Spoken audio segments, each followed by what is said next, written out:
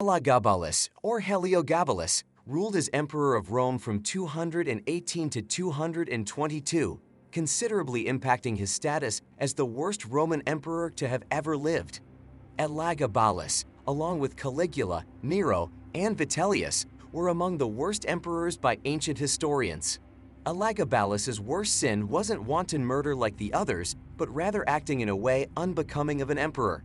Elagabalus behaved like the high priest of a strange deity. How did this lifestyle affect the Roman Empire? Keep on watching to find out. Welcome back to Timeless History. In this video, we will be discussing the most disgusting Roman emperor of all time. If you like this video, remember to like and subscribe so you don't miss out on other shocking history facts.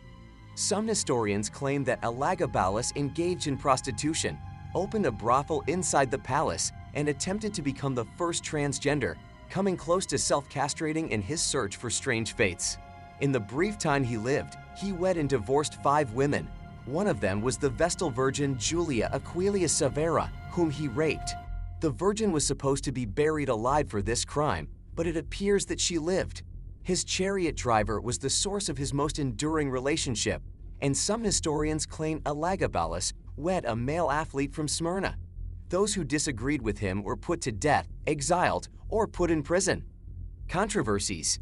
Elagabalus was of Syrian descent and a member of the Severan dynasty. He was the second child of Julius Soaemias and Sextus Varius Marcellus. His femininity, bisexuality, and transvestism were alleged by authors including Herodian and Dio Cassius. A reputation for great eccentricity, extravagance, zealotry, and sexual promiscuity among his contemporaries led to Elagabalus's notoriety. This custom has endured. He had one of the worst reputations among Roman emperors among early modern writers. Elagabalus discarded himself to the grossest pleasures with uncontrolled fury, according to Edward Gibbon. Due to his unspeakably disgusting life, Elagabalus, in the words of Barthold Georg Niebuhr, is branded in history above all others. Adrian Goldsworthy's evaluation of Elagabalus illustrates a contemporary historian's assessment. Elagabalus was not a dictator, but he was an inept and probably the least qualified emperor Rome had ever had. Despite the near-universal condemnation of his reign, certain historians, including Warwick Ball and the Byzantine writer John Malalas from the 6th century, have written favorably of his theological innovations. Ball called him a tragic enigma lost behind centuries of prejudice. Rise to power. On May 16, 218, before dawn, the commander of the legion, Publius Valerius Comazon, proclaimed Elagabalus the new emperor. Elagabalus took the same name Caracalla did as emperor Marcus Aurelius Antoninus to increase his legitimacy. According to Cassius Dio, some officers attempted to maintain the soldiers' allegiance to the former emperor, Macrinus, but were unsuccessful. Macrinus attempted to travel to Italy but was stopped in Chalcedon and put to death in Cappadocia, while Diadumenian was taken prisoner at Zeugmont and put to death. Elagabalus wrote to the Senate that month, assuming the imperial titles without requesting senatorial consent.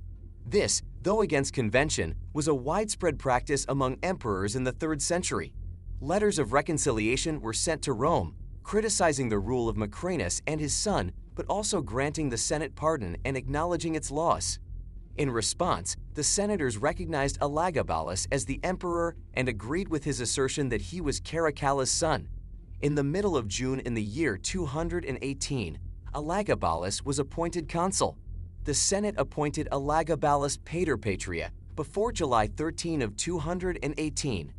Elagabalus was admitted to all Roman priesthood colleges, including the College of Pontiffs, where he was given the title Pontifex Maximum on July 14.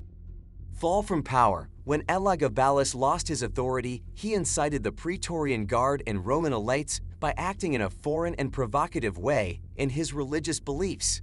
When Elagabalus's grandmother, Julia Maesa, noticed that the emperor's popularity was dwindling, she made the decision that both he and his mother, who had supported his religious habits, needed to be removed from office.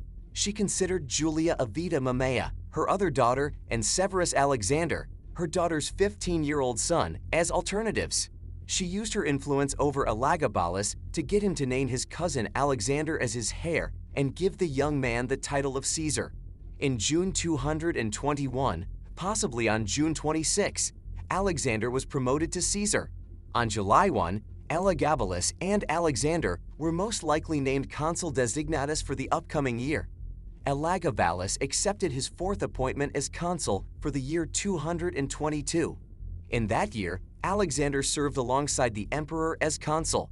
Elagabalus began to believe that the Praetorian Guard preferred his cousin to himself. Therefore, he started to rethink this arrangement. Assassination. Following a succession of his own instigated civil turmoil, Elagabalus attempted to escape. If he hadn't been found and killed in 223 CE at 18, he might have escaped by being hidden in a chest. His mother, who hugged and held him close, died beside him. Their heads were severed, and after being stripped nude, their bodies were first dragged across the city.